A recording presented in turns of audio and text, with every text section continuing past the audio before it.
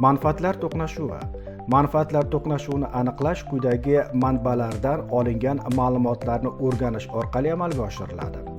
Ehtimoliy manfaatlar to'qnashuvi to'g'risidagi deklaratsiyadan, davlat xaridlari jarayonida olingan takliflardan,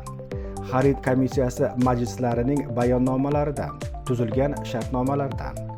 jismoniy va yuridik shaxslarning davlat organi yoki boshqa tashkilot xodimining faoliyatidagi mavjud manfaatlar to'qnashuvi yoki ehtimoliy manfaatlar to'qnashuvi to'g'risidagi murojaatlaridan yoki xabarlaridan,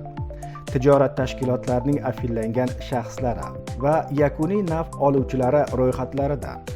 O'zbekiston Respublikasi Yagona interaktiv davlat xizmatlari portalining tadbirkorlik subyektlarini ro'yxatdan o'tkazish modulidan, FIGDIYO Yagona elektron arxivi axborot tizimidan,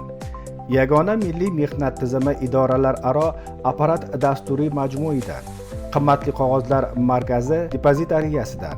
maxsus vakolatli davlat organi tomonidan o'tkazilgan o'rganish natijalari bo'yicha kiritilgan taqdimnomalardan, davlat organi yoki boshqa tashkilot xodimining ommaviy axborot vositalariga, shu jumladan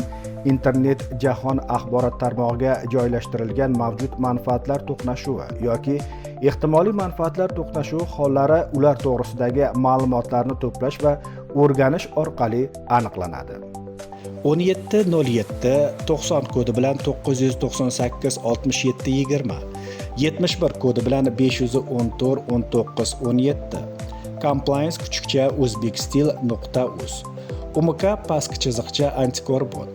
O'zmedkombinat aksiyadorlik jamiyati ishonch liniyasi aloqa kanallari orqali compliance xizmatiga xabar bering.